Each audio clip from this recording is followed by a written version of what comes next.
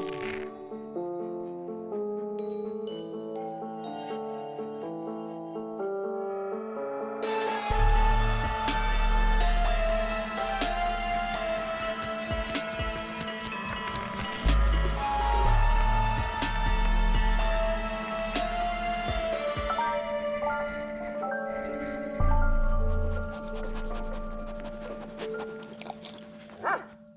my maternal mutts. Welcome to another episode of Cadaver Dogs Podcast. David is already laughing at me. It's going to be a fun episode today. We have a great guest. I'm Devin Shepard. I'm David B. Jacobs. And we are Cadaver Dogs. And today we have Rakefet Abergel. Rakefet, I met at Nightmares Film Festival, which I know everyone on this pod had heard about. We were on a panel together about... what was the name of the panel, actually? It was diversity in horror, I think. It's usually the diversity in horror panel. I don't know the official name, but that was the basic idea. That was the idea. And it was a really awesome panel. It was. But Rakefet is a actress, writer, director, producer, all around everything human being. Yeah. Unwilling producer. Unwilling producer.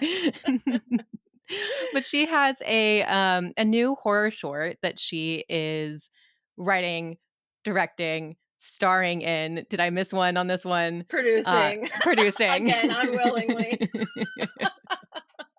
But we wanted to bring her on today to talk a little bit about the film and then also head into a deep conversation about horror mothers, which will be really fun. But Rakefet, I want to give the floor to you.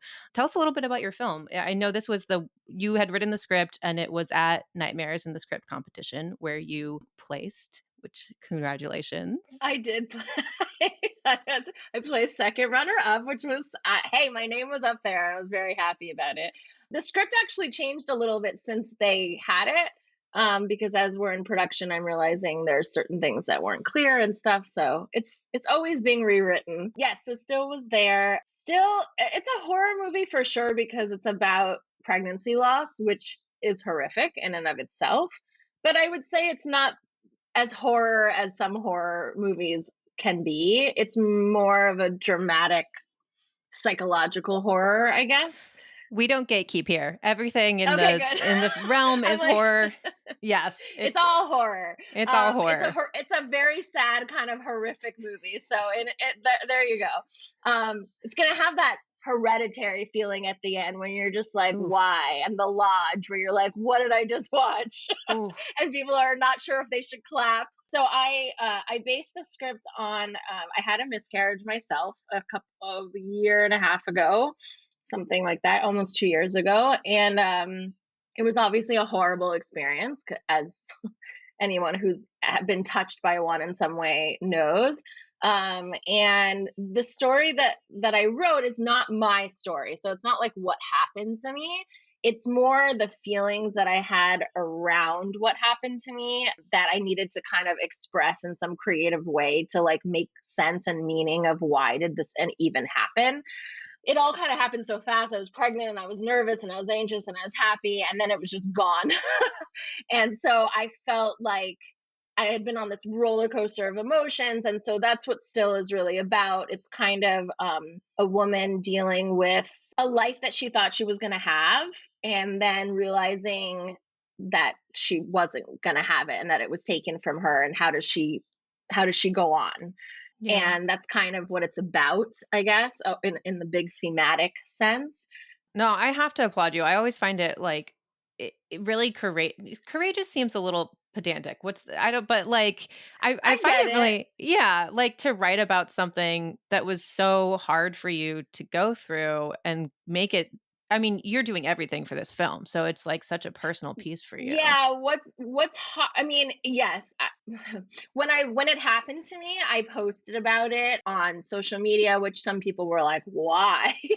But for me, I really needed to talk about it, and I needed to tell people how I felt. Like it was just really important, and I needed to make it real somehow. It felt like it almost felt like a dream that like it never happened.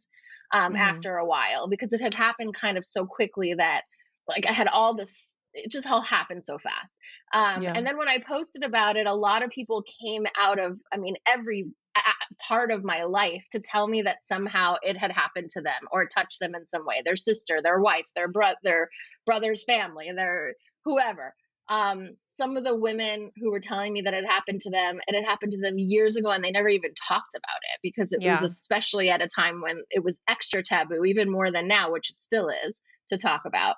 And I realized that it's so very common and nobody's talking about it. Like, the more I look into it, I realize some people are talking about it, but it was not reaching me. That's for Right. sure. So I felt really alone in my feelings about it. And there was a lot of guilt. And maybe I shouldn't have gone to the gym that day. And maybe I am not good enough to be a mother. And maybe the universe thinks that's not right for me. And, all of this, like all of these, like really negative self talk things that are obviously not true and have nothing to do with anything. But I realized that there were so many people that felt that way. And it made me feel better to know that I wasn't just like crazy or like, really extra hard on myself. And so I felt like it was important to make this, to start conversations, because if it goes to festivals, which obviously I hope it does, there's Q&As, right? And there's a time to have these conversations. And maybe even with the script being out there in the festival circuit, people were coming up to me who had read it and telling me their stories.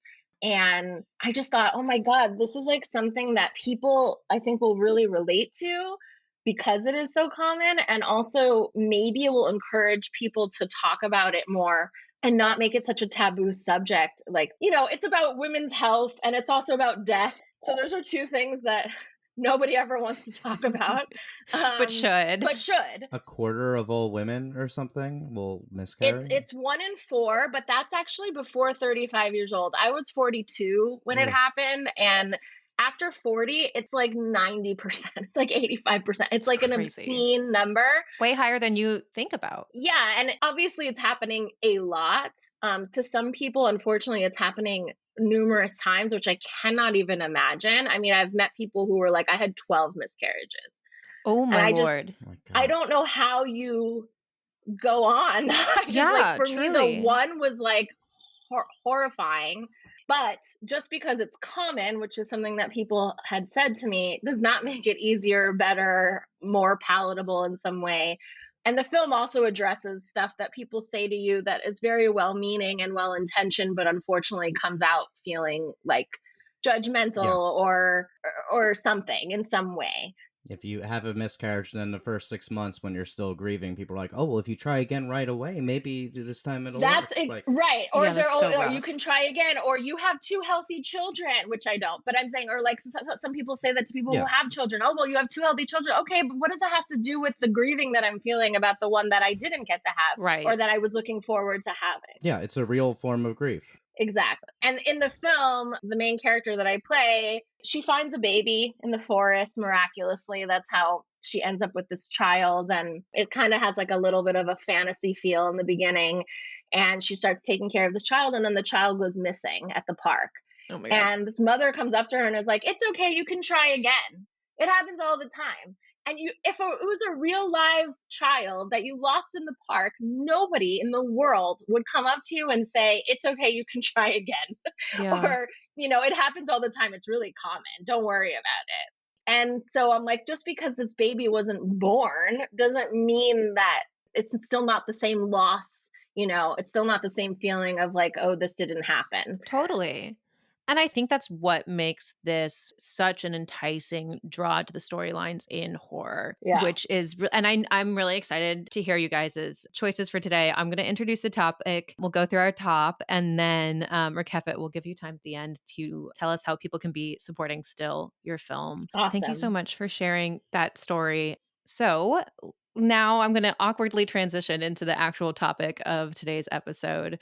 We're going to go through our top 3 horror mothers. Now, that can mean anything. I don't know what you guys chose. There's so many different options here. I'm running the whole gamut. Oh, yeah. So we're going to go round robin, starting with our number 3s. Rakefet, I'll throw it to you first. Who is your 3rd top horror mother? Oh gosh, it was so hard to pick because again, it could go so many different ways. But this was a film I recently saw called The Gift. with Rebecca Hall, I think her name Oh, is, and oh, Jason Bateman. Yes. oh. It Yes. was terrifying to me. And again, it's more the psychological horror, which I love. That I just love that genre Yeah. specifically. And she was a mother who was protecting her daughter from somebody who she was very frightened of in her past. I just love the creepiness of it, and I love her. And she was so great in Resurrection, which was my other third. It was like Yeah. I wasn't sure. Love It's so Resurrection. interesting because when you're describing her character in this, I was like, wait, that sounds exactly like her character in It Resurrection does. too. Right, it's almost kind of the same movie in a lot of ways, but maybe that's something she's trying to work out personally, the actress, like she's like drawn to that type of story. But yeah, it's very similar in a lot of ways to Resurrection. But I just think she's such a strong she was a strong mom, and I just that's why I picked her and that Yeah. film. Anything she's in, I'm down. I'm so down. Right? It's interesting. So I watched this is a non-horror movie, so I apologize. I watched The Divine Secrets of the Yaya Sisterhood for the first Oh time yeah. last night, which is also a mom movie. But when you're describing that and thinking about like these other horror mothers, I do see like motherhood and like mother to child or even like parent to child really such a great way to explore like past traumas too, right? It's like when Right, you like have a child. intergenerational. Yeah, it's like looking at the future, but also like looking at your past and seeing how your past can affect your future, which is I mean, that's always something so hard that I think we go through as we grow older. It's like, how are we changing? How are we fucking up everybody else in our lives from the way that we were fucked up in our past? Yeah. I mean, I don't know if we had expanded to television or not, but I would also say Yellow Jackets. Oh I God, love what's her Yellow name Jackets. now? Um, The Melanie Linsky's character? Thank you, Melanie Linsky. Yes. Her Yes. What's her character, her character? Shauna. mother, yeah, Shauna, like, and her with her daughter and their whole thing. And that speaks to, I think, that intergenerational kind of, it's this trauma that just keeps giving. It's Yeah. just You just Oh, trauma that's that reminded such a me good just pull. keeps that a new giving. episode is out, I and I've got love to it. watch the new episode. It's so good. I love It's that so show. good. I love it. But yeah, back to Rebecca Hall. I definitely prefer Resurrection. I think Devin and I disagree It's on better. these It's a better movies. Oh But yeah. film. It's a better um, film for sure. I was not a fan at all. yeah, she's excellent, and she's fantastic in these movies. Yeah. David, actually, now that you're on, why don't you give us your number 3 top horror mother? So my number 3 is maybe a bit of an out there choice, although I think you might have seen the movie. It is Pamela from Ginger Snaps, played by Mimi Oh. Rogers. I don't think I saw that, but I love the So title. this is a werewolf movie. Oh. It's two teenage girls, Ginger and Bridget. Ginger and Bridget are two sisters. Ginger is bitten by a werewolf and is transforming into a werewolf. And Bridget is like trying to pull her back to reality and cling on to the sisterly bond that they used to have. And it's also like a big metaphor for puberty and Coming of all of that age. as well. Yeah. Yeah. But obviously she's a werewolf, so a lot of fucked up shit is happening. And Pamela, their mother, is like this very sort of soccer mom, somewhat conservative mother. She's clearly at odds with her kids who are like super into like death and dying, and the mom just feels so out of connection with them the entire time. And then when she realizes what's going on, when she uncovers all these murders and shit, her immediate reaction is, "You've done a terrible thing, but you're my babies." And then she Oh. says, tomorrow I'm going to put up the gas in the house and light a match, and we're all going to run off, and we're just going to make this right. We're going to run away together. It'll be fine. It's like, what? I was just like, what the Wow. That's fuck? amazing. Just seeing this complete 180 of this character just in the desire to protect her children. Like, even if you are a murderer, I am still going to protect you. I mean, Yeah. that reminds me of Pamela Voorhees, right? Like Jason's mom, right? I Yeah. mean, when I heard Pamela, I'm like, oh, he's gonna say Jason, because that was one of my other choices, but I was not I now, but realized as I yeah. Oh, said yeah, it you're that that was what you right. would think. I mean, she murdered people to protect her son. So, spoiler alert, Friday Oh the 13th. man. Sorry, but yeah. Oh god, I hope our listeners have seen that movie, or at least know the twist at this point. Oh, we can cut it out. I mean, if you don't know by now, I I will feel like shame them if they don't know it. It's okay. That is the one I will shame. if I know it, then it means everybody should know it because I know nothing. So if I know it, it's out there. Yes. If it's spoiled in the first 5 minutes of Scream, then it's fine. Right, Oh, yeah, exactly. that's a good point. That's a good point. I like that. Ginger Snaps. I have to check that out. I like that. Yeah, Yeah, that's a it's an good one. excellent movie. I love that one, David. I feel like every mother probably comes to this point in their lives where they're like, okay, how do I have to change to protect my kids? Or do I like go on Yeah. living this kind of like life that I'm in, or just like this I don't know, normal fantasy life where like you can ignore what your kids are turning into. I'm not sure. Yeah, I see that a lot in films, is that turning point for mothers. What was that TV show that just was out? Oh, The Patient with Steve Carell. Oh, I haven't seen it Um, yet. Oh, I saw the oh, trailers. I don't know if I can say much without giving it away, but there is a mother in that who is also, you're like, why would you protect this person Yeah. doing these horrible things? It's because you're a mother. And I feel like a mother, if you really love your child, I don't think there's anything that you could do that kid could do that would stop that mother from trying to protect their child. Right. It just changes things and completely changes your outlook on life too as a mother, like how you view other people. I feel like Dahmer, they explored it a little bit in Dahmer with like the father relationship with Jeffrey Dahmer, which I found really Hmm. interesting of like, yeah, what happens when your son is a awful serial killer and how does your reality change around that? It's occurring to me now that all of my picks are going to fit into that theme. Yes. Great. Perfect. What does this say about David? Oh, Let us look back. but see The Patient. See The Patient. If you Oh like man. that Okay. theme, definitely see The Patient. It's great. Okay, It's a cool. good show. David likes that theme. We'll go next. You like that Apparently. theme? Ah. Well, my number 3, I did also a horror adjacent. It is directed by Jennifer Kent, who did The Babadook. So Oh. I figured, Oh. oh yeah, David, it is The Nightingale. Have you seen Oh, I this haven't film? seen that. This film is like the most fucked up thing ever. It is so empowering and hard to watch at the same time. But it's essentially all about this woman who her baby is murdered, which is like literally the hardest scene I've ever had to watch in a movie before. It was hard. And other things happen as well, but I don't really want to get into those details. But essentially the whole film is a revenge film. She like goes out on a journey to take revenge upon the killer of her child, and along the way just it's an emotional journey. But I wanted to put her in there because I think, well, one, it is empowering, but two, I think we always, when something so horrible happens like watching your child die, or we all want to like believe that we will be that person that will take a revenge and that we To will do have the something. power. Yeah, exactly. To not just like crumble and fall and like go into a deep depression, which obviously happens, but you want to be able to like live your life again after that. Eventually, it was a really powerful film to watch. I'm going to keep saying powerful. That's okay. It But is. yeah, It is. That's an amazing, amazing, beautiful movie. Now I want to see it, even though I'm terrified because I can't imagine having to watch that. it But will fuck It's you. very sounds hard good. to watch.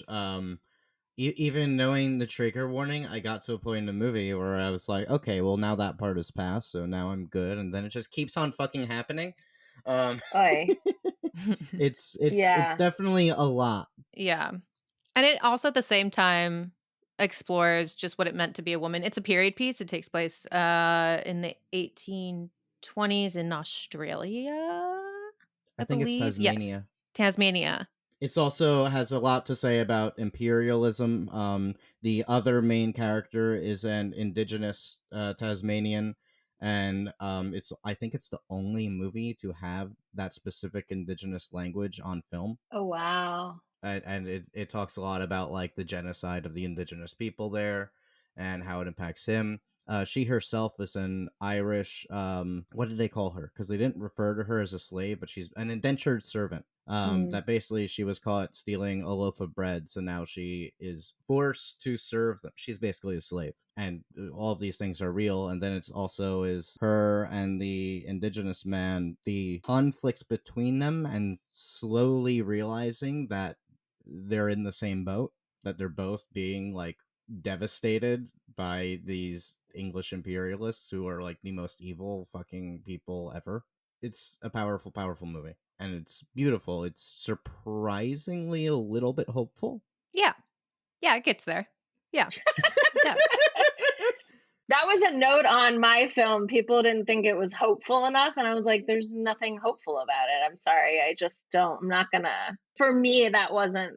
I didn't need that ending. I was like, no, Yeah. I need it to be what it was. Not. There is hope later on, but in this moment in time, it's okay to not have some hope. I think that's fair because talking about grief, that's the last thing you want to hear when you're grieving is like, It'll oh, get like there's better. hope, it'll get better. Like, Yeah, and okay, you're but like, it sucks okay, now. right. Like, Exactly. can you please like acknowledge my reality of it Right, sucks and it's hard for me to see past that right now. right, right. Yeah. Anyway, this conversation is definitely going to have its ups and downs today. Do believe. So I'm glad I could bring it down for a little bit. Rakefet, let's go back to you. What was your second top Okay, horror mother? I'm gonna get shit for this, but I don't Okay. care. Twilight Breaking Dawn Part 1. Yes. I love I'll give it to you. Twilight. I am a huge Twilight fan. I don't care about all of the naysayers. I don't care. I love it. I love it. I love it. I read all the books 100 times. Not 100, but at least 3 each. The movies, some of them are not great, but in Twilight Breaking Dawn Part 1, Kristen Stewart's character is pregnant and is giving birth to a half vampire baby. Spoiler alert. I don't know if that's a spoiler at this point either. The vampire baby. The vampire baby is amazing. I think it's a spoiler, but if you've seen it, then you if you want to see it, you've seen it by now, and if you don't want to see it, then you're never why gonna do you see care? it, so it doesn't matter, right? So basically, like, she goes into labor and this baby's killing her. I mean, they have to get it out. It's like basically feeding off of her blood from the inside, and it's killing her. And she, at any moment they could try to, kill the baby or whatever to try to save her life, and she refuses to let them do that. And that's why she was my number 2 pick, because I think that's a mother through and through, where they're like, even if I'm in peril or my life is in danger, you save this baby. That's what I care about. Yeah. The baby should live, and if I die, but like, you pick the baby if you're going to have to pick one. And she endures this horrible labor. It almost kills her, and luckily there's vampires around to save her, but yeah. But let's be real. Like that happens to most women when they give birth, right? It's like right. there's usually that moment of, hey, I could die, and a lot of women do die. Pregnancy is actually incredibly dangerous, and people don't realize, because it's like it happens all the time, right? But it's actually like a very life-threatening condition. It's very dangerous, and a lot of people don't make it. Like, it more than that was a lot of my anxiety when I was pregnant, was like, oh my God, I could get this, I could get that, this could happen, and like, this could be the thing that kills me. And like, this thing is growing inside me, and it's, who knows what's going to happen. Also, if it was between the mother and the baby, I mean, at least in every movie I've ever seen, the mom always says, choose the baby. Of course, the dad's like, I choose you. You're my love. Who cares about the baby? But the mom is like, no. Like, I'm always going to choose my child over me. Not all mothers, but I would say most mothers. Yeah. And so early on too, you've only been a mother for 9 months maybe at that point. But you already have this connection, and And I think it's also like I'm sure it's some innate, primal thing to want to keep your child alive for evolutionary purposes too, like it's just like Sure. you want your seed to continue, or whatever, and like, continue populating the planet or whatever. I don't know. We need more vampire babies. We just need a bunch of vampire babies. How does Right? that work? If vampires usually are undead and they don't age, would the baby be a So the baby is technically half. The baby is half human, half vampire. So it's half dead. If a vampire were to bite the baby, would it turn into a full vampire? That is a good question. I don't Well, know. yeah. I don't know. A vampire isn't a genetic thing. A vampire is like a disease of some sort. So then you shouldn't half vampire doesn't that would be like saying you have half AIDS or something. I know, you're Like, right. It doesn't is make any weird. sense. Well, David the is creepy referencing thing. our old episode on vampire AIDS in the 80s, guys. This is Oh. where I'm not, that's but we coming do from. have that episode. Yes. I mean, it makes sense. It is a good question. I don't know. I was initially reading, maybe just from projection, I was initially reading as like pro-choice that she is choosing to have the baby, but is it actually pro-life? In a sense, it kind of is, because it's like she's not willing to have an abortion, right? Or like to get rid of the Yeah. baby in order to. So for sure, yeah, there definitely is like, I think, a pro-life thing, but Well, if she I chooses, think that's pro-choice. I mean, it right. depends on execution. It depends on execution. Yeah. That's what I was Yeah. gonna say. It's her choice. So Yes. because I technically am pro-choice, but I'm personally pro-life, right? Like I don't think I would ever have an abortion. Not because they're wrong, just because it's not for me. But I would Yeah. never Yeah. tell somebody else that they can't have an abortion. They should Yeah. absolutely, if they want to, have to, need to, go for it. Have an abortion. So I think as long as there's a choice in there, then it's still pro-choice, even though it's choosing life. Which is why I don't like the term pro-life, because that's like saying people who are pro-choice are against babies living. And it's That like, Yeah. is correct. no, Yes. we're just saying that it's not your decision to decide who lives and who dies. It's the person who's carrying the baby. The pro-lifers very precisely chose their title in order to strawman argument the opposition. Sure, to make Yeah. it like, oh, you want to kill babies and we want to keep them alive. And I'm like, well, I also want to keep them alive, but not at the peril and the danger of the mother. If the mother doesn't want Yeah. that or can't have it or whatever, like, No one is pro-abortion. right. I don't think so. I don't Like- think Well, it's pro- I hope not. Well, Some people are. yeah. There's lots of things I don't agree with that happen in the world. That's not my decision. You're also allowed to like something that you disagree with on an ethical level. Like we've had this discussion before on the podcast where there are movies where as we analyze them, we're like, I disagree with what this movie is saying, but I still like the movie. Right. Like for me, that would be The Conjuring. I like The Conjuring. I think it's a good movie. I disagree with everything it has to say. I Like the think that message it's- doesn't vibe politics with you. are shit. Yeah. It's completely historical revisionism. Sure. Oh boy, yeah. Yeah. That's allowed. Well, I'm going to move us on. Yes, please. From vampire babies and abortions. David, what was your number 2 top horror mother? Well, talking about religious radicals, this is going to be Margaret White, as portrayed by Piper Laurie in Carrie. Okay, I'm nice. gonna have to say right now that is also my number 2. Really? Okay, great. Yeah. Oh, wow. In keeping with the theme we've established of mothers who find out that their child has done some terrible shit, Piper Laurie has the opposite reaction as Pamela.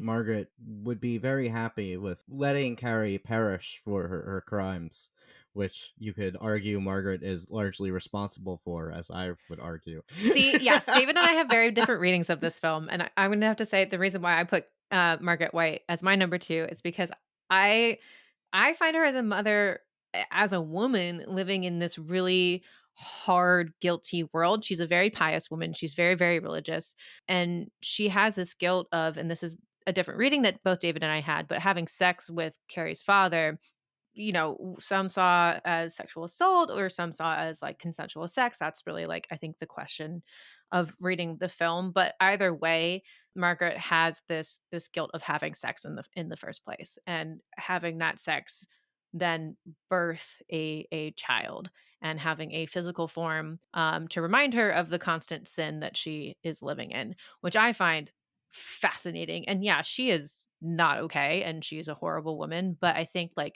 exploring that what makes it really interesting for me and why she is my number 2 because she's just such a fascinating character and terrifying. She gives me so many Yeah. nightmares. And she's thoroughly convinced that what she's doing is right from beginning to end. Yeah. She never wavers in her beliefs, not even once, not even like a slight hesitation. She is committed to her extreme beliefs. When Carrie has puberty and is just like menstruates for the first time, Margaret White is like, yo, you shouldn't be doing that. It's like, what are you talking about? This is a bodily function. You Like- can't control it, Margaret. Stop it. You stop your period right now. Horrible. Well, she's so afraid because the second that Carrie gets her period, she's then, sexually active, sexually attractive to men. That's what it means, and like Right. Yeah. after Margaret went through that experience, she sees it in her daughter, which is kind of touching, I guess, In a fucked up way. in a fucked up way. She also didn't tell Carrie about what was going to happen as she got older. So Carrie's response when she menstruates for the first time obviously is to be completely horrified and think she's like dying or something, because what would you think if you didn't know that was going to happen? Honestly, that's Right. a lot of girls who are not being told what's going to happen. That's their response. Because what else would you respond to if you suddenly look down and there's blood everywhere? It's like the craziest. If you didn't know what it was, it must be terrifying. Thank God I had like 7 copies of Are You There, God? It's Me, Margaret when I was a kid. But like when I turned 11, everyone kept buying me that book. I mean, I literally had multiple copies of it. It was like, here, read the book. Which is so funny because that's the way that women talk to mothers talk to daughters, or like older women talk to younger women about it. It's like, I'm not going to talk about it personally, but here, Right. read this. But here's this book that actually was written in the 60s, and pads don't have belts anymore, so none of this makes sense to you at all in the 80s. Like stuff like that. It's like Right. old fashioned, Meanwhile, they're handing, you got tampons, and they're like, there's no tampons in this book. I don't even know what a tampon is. I don't know how to use one. Like, you need to give me an updated version. We need such better sex education in this fucking country. Yeah, sure. sex education, but also women's health too. Like that all Yes. falls under. I mean, we were talking about that a little bit in the beginning, but just like Jesus Christ. And like health of the opposite gender as well. Like I think I was 28 or something when someone finally told me like, oh, I don't respond well to the birth control pill because it makes my body think that I'm pregnant, and my body has a really horrible reaction to it. I'm just like, wait, it does what now? Yeah. You have don't no even idea. know. You don't even know. I mean, they did some like on the street interview with guys, and like guys didn't realize that we don't pee out of the same hole that out of our vaginas. Like that there's another hole. Yeah. Like, what are you I had to learn that about? from Sex in the City. I was like, wait, I Right? should know that. But you should know, but it's like, why would you if nobody really specifically told you and you don't really know? But then these are the same people who are legislating women's health in like the world, and they don't even Yeah. know this about the anatomy of a woman, and you're like, you get to like, like telling someone they can't have an abortion at 6 weeks. It's like, you don't even know you're pregnant at 6 weeks. 6 weeks is nothing. You're not even like, you don't even know. You might not even test positive yet at 6 weeks.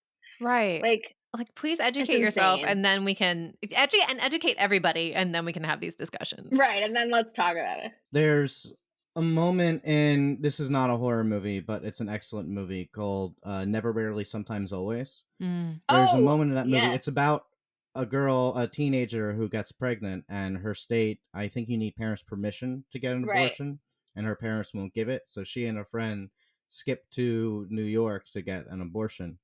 And I remember the moment that jumps out at me is when in New York she's being examined and they tell her, "Oh, you're 3 months pregnant." And she's like, "What? They told me I was 2 months pregnant." Ugh. Well, you're 3 months pregnant. And then it went over my head. And then I was talking to someone after. I'm like, why? What was up with that? Did they just not know? And it's like, oh no, they knew.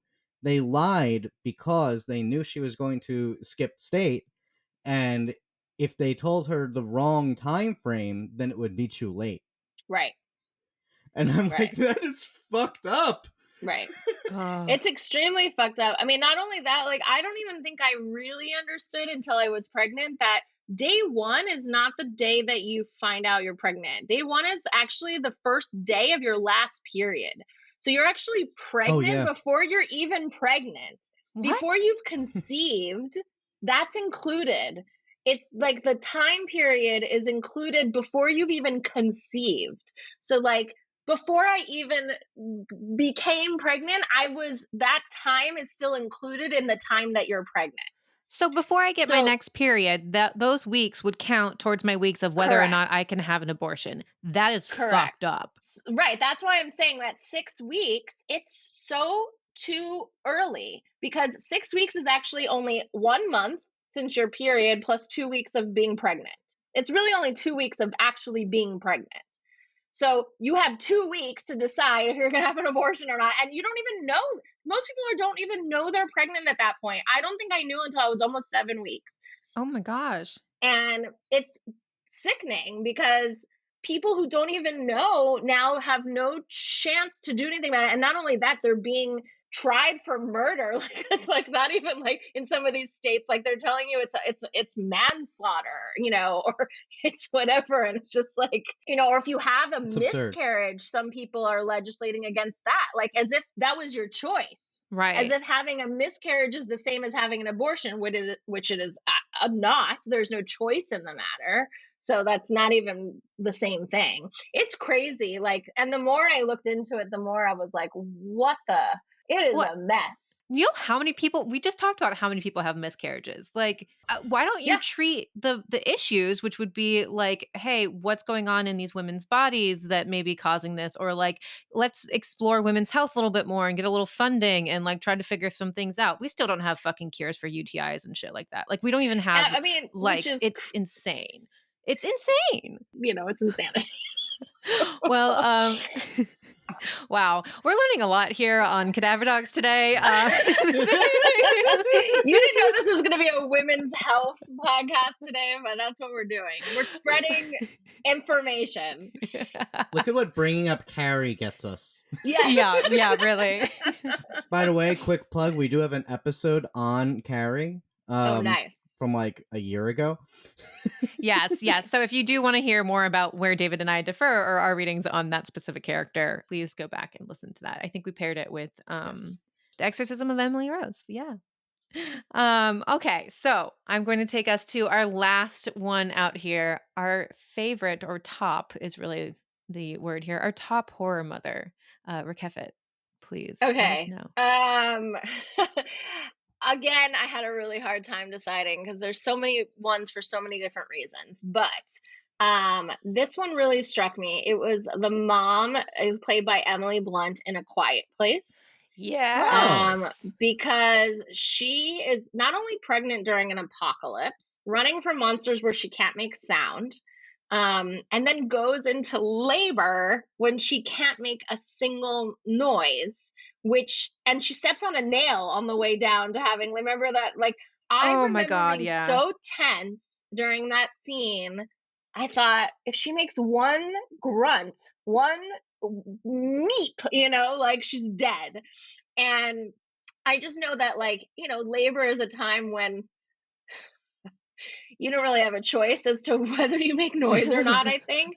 And to have to do that in utter silence by yourself, I cannot even imagine. And to me, that was just the most horrifying thing, and also made her the baddest ass mother I could imagine for even being able to do it. I feel like that's supernatural. Yeah. Oh, yeah. It's like, Yeah. is that even possible? I mean, not to get too graphic, but I was only a few weeks pregnant. And when I had the miscarriage, I went into actual labor with Oh, gosh. contractions. I was in the hospital. Mm. You cannot control the sounds coming out of your mouth. I mean, I was making noises I've never heard myself make before because I was in so much pain, like the most pain I've ever felt in my whole life. And I was only like 8 weeks, 9 weeks. I wasn't very far along. Oh my gosh. But your body is trying to expel this thing that is not growing properly, and it does what it needs to do to make that happen. And I didn't want to take any pain medicine because I wasn't sure that that was what was happening. Because they were telling me we don't know if it's okay or not. This could be normal. And so they're like, we can give you pain medicine, but that will affect the you don't want to take anything when you're pregnant. So I kept telling them I don't want anything. And so I was completely drugless, Oh my screaming for God. and it was horrible. And it went on for 2 days. So when I see that, I think, I don't even know if I could have done that. Right. It's somewhat unrealistic. I don't know if it's possible, but it was a pretty badass thing to do in a movie. I don't know. That seems really badass. Even like just giving labor by yourself, like, is how Even by Yeah. yourself. Yeah. Well, and, Mhm. and like we said, so many women die too, right? In childbirth. Like, you Right, have to, especially not in a yeah. hospital, not with doctors, not Oh with my anybody gosh. who can help you or get you anywhere. And these apocalyptic pregnancies, like Yeah. to be are like even pregnant significantly more during the dangerous. Yeah. apocalypse. Well, and I Yeah, think that's what makes her character also so fascinating is like she gets pregnant. I believe this timeline is correct. She gets pregnant in the apocalypse, like after the right, Yes. creatures are already here, which like right. it's an unsaid storyline in the film that she probably is also struggling with all just the fear of bringing a baby into this world in the first place or being pregnant in the first place. Like I kind of wish the movie had focused on that more, I honestly. know. Yeah, but like to be that mother and to go through that fear every single day of this unborn child having to enter into a world that she knows is awful and it could die the second that it leaves her. I mean, actually, you know what? Maybe probably not too far from the reality of life right now. Yeah. I know in A Quiet Place, a lot of people complained about like, oh, she got pregnant during the apocalypse. Why would she do that? And Oh God. it's like, this just goes into our needing better sex education because like, guys, it's the post-apocalypse. They don't have birth control, and what the fuck are they gonna do? Abort? How do you abort? She would die. Right. And it's not like, oh, people aren't going to have sex. Of course they're going to have sex. People have been having sex since the beginning of time. That's never going to end. I'm sure they didn't have access to condoms so easily either. Right. Yeah. Well, even if so, they're not Even if 100% so, effective. yeah. Yeah. Exactly, not 100%. And like, you cannot do like some abortion in the middle of a fucking apocalypse. Oh my God. Yeah, that would be another thing. Sorry. I also just thought about could you imagine having like an IUD in the apocalypse and Oh, having to take that God. out after? Oh my God. You're No, welcome. no. I mean, look, everything in the apocalypse sounds terrible, but like pregnancy, for some reason, seems like the most horrific of all because it's just, you're Right. so, I agree. It's the most terrifying thing that could happen in the apocalypse. I think so. I can't think of something more terrifying. So, long story short, Emily Blunt should have been the main character of A Quiet Place. Honestly, I Yes. would have rather watched that movie. Yeah. But that that's the only scene I really remember from the whole movie because it was so impactful and terrifying to Yeah. me. And then part two, like, they had the opportunity to make her the main character, and instead they just introduced a different boring dude. Yeah. But she is Well, badass in the second one as well. She is. Yeah, she Yeah. continues. Yeah. Okay, David, I'll throw it to you for your top horror mother. You know exactly what I'm going to say, Devin. Well, no, I thought it was going to be Margaret White, so I don't know. Oh, okay. No, it's going to be Rosemary Woodhouse, Rosemary's Baby. Oh, I'm dumb. I did know that. I'm sorry. Not the first time that Rosemary has topped one of my lists. I also put Mia Farrow for the best horror performances. Nice. Yeah, I mean, what more is there to say? This is like my favorite movie. Again, it's a mother finding out that her child is spoiler Bad. the literal antichrist. But that's only like the very end. All the stuff leading up to that is her embracing her motherhood and standing up for herself, asserting her independence specifically because she has to in order to protect her child. It's set in the 60s. A lot of it is about the women's issues of then, when it was like, would that have been the first wave feminism or would it have been before first wave feminism? I You think know what? that is, Yeah. I'm but not I don't 100% sure. Yeah. I bad don't know. feminists. I don't I know. know. There's so many waves at this I point. know. And there's no such thing as a bad feminist. But I that's true. hate That's that true. But term. no, you're right. That was the wrong. Yeah, that's fair. Cut that. No. But that seems to be like a running theme with a lot of the pregnancy horror that I was looking at. Is this idea that this thing growing inside of them is bad, or a Yeah. demon, or the devil, or trying to kill them, or trying to kill somebody else, or making you kill somebody. And I thought that was a really interesting theme that just kept coming up every single one I looked at. Yeah. The ones that didn't do that, I was more drawn to because I was like, okay, a different take on this pregnancy thing versus just being like, this baby is this bad thing. But unfortunately, well, a lot of those films are made by men. Yes. So that's interesting too, that they're maybe afraid of this baby coming into their life and destroying their life, right? Like, That's a really good point. but like, I feel like if women made it, the ones that women made are do not tend to fall into that trap. It's more about other types, like Stillborn, for instance, which I looked into, is about twins, one that was born dead and one that was born alive. And then she has this feeling that this evil entity is coming for her second child, her live child. And that's a real fear that a woman might have. If she lost one of her babies, you would be constantly worried that something horrible was going to happen to the next one, right? And so I feel like that's very much coming from a female perspective, although I don't even know if it was a female director, so I could be talking out of my butt. But but anyway, I just think it's interesting that a lot of these movies made by men about pregnancy are all about the baby either trying to kill somebody, or they're just bad or evil or the antichrist, and men maybe being afraid that this baby is going to ruin their life in some way. Yeah, it's really interesting. It reminds me a lot of it's Oedipus, right? The fear of Right. your son Killing basically having you. killing you, having sex with your wife, replacing Right. you. Yeah, it's like, okay, my child's going to be the antichrist. It's going to be the death of me. It's going to be the death of humanity. It's going to change my partner in every way. Yeah, I can definitely see that being a male fantasy. Yeah, and it's just really interesting that like there's so many of those, and I feel like there's got to be some other angle we can come at these movies from Yeah. other than the baby being bad.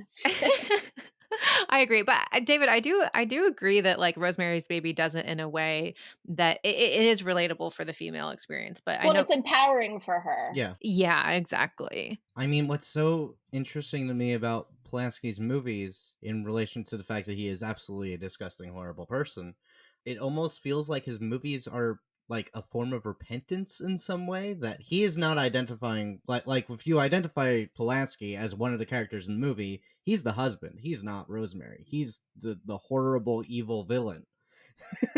It's very weird, kind of. Like he seems to just link into that psyche and like recognize that this is such a terrible thing being done to this woman. Yes, Polanski did several bad things, but like looking at when this film was made, I mean, it, It was before any of those things, as far as we know.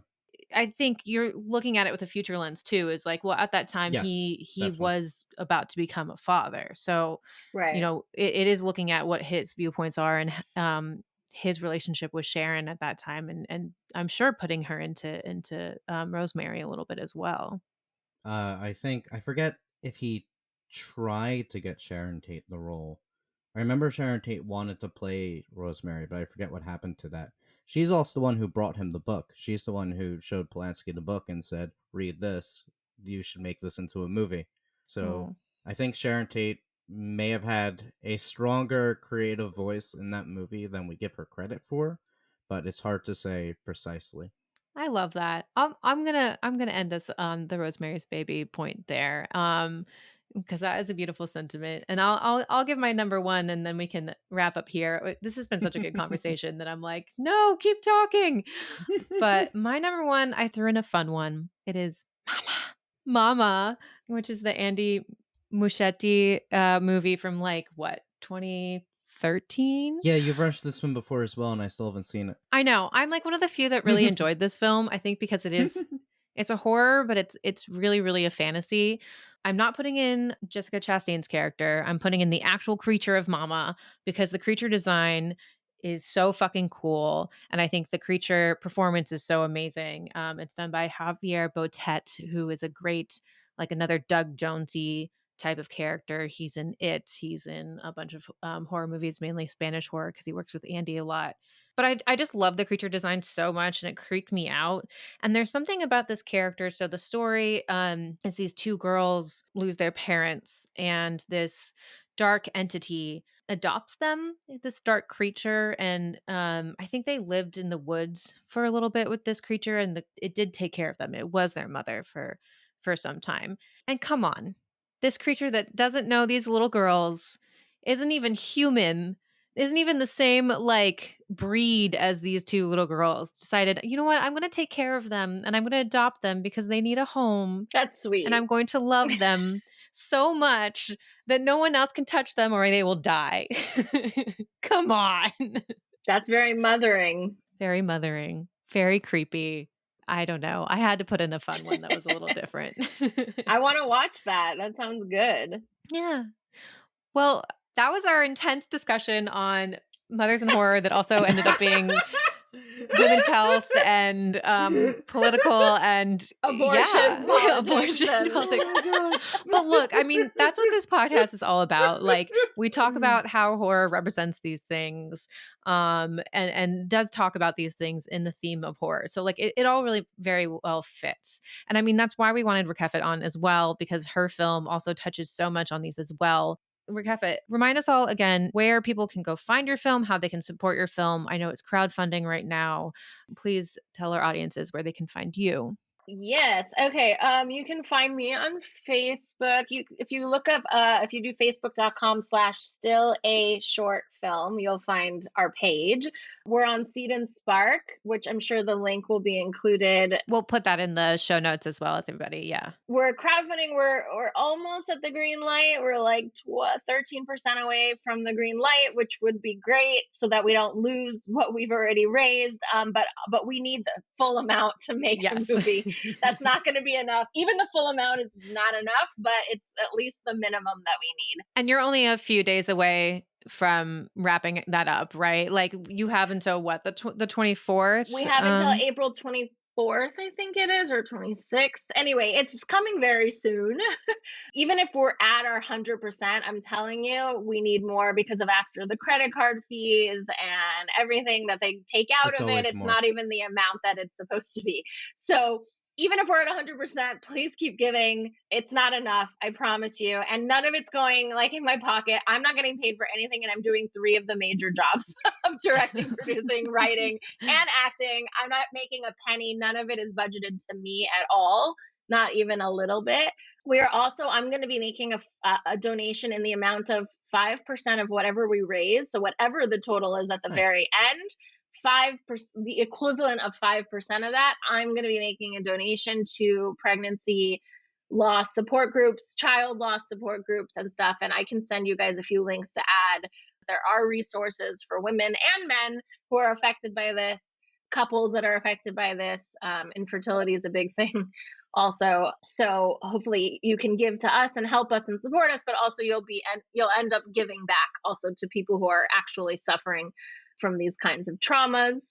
Yeah, you can find, we're on Instagram at Cyclamen Films. I'm at Kef827. Yeah, those will also be in the description. Yeah, and honestly, I know people say this, but I really, really mean it. Any amount helps. Even if you can only give $5 or $10, great. Give us the $5 or $10. That helps us. If everybody on my friends list gave me $5, we'd have like a lot of money. I can't do the math in my head, but it would be a lot. It makes a difference. It does add up. I'd rather you give me 5 than do nothing. Also, if you really, really, really can't spare any money, please just share the link. Tell people about it, especially women who've been affected by those are the people I really want to reach, because those are the people I want to see this. Because ultimately, I want this film to be something that if somebody were to say to me, wow, that must have been terrible, what did that feel like? I want to hand them the DVD and be like, this is how it feels. This is how it felt to me. Like, this is the visual representation of what I felt. So that maybe that can help somebody feel more understood or whatever. I think that's it. I think that was all of it. And everyone, I mean, you listen to this podcast because this is why you like horror, or at least a portion of why you like horror is because of these stories, because of the reflection they are of real life traumas. Like, please, like, help continue these stories being told. This is one of them. This is your opportunity to get it made. So really do check out that link or just share it. Well, thank you so much for sharing your story as well as like all these. I mean, I've learned so much today. So I'm happy that you were able to join us on the show today, Rakefet. Everyone check out the links in the show notes, and thanks for joining us today. All right, I'll see you, Mutts. Peace.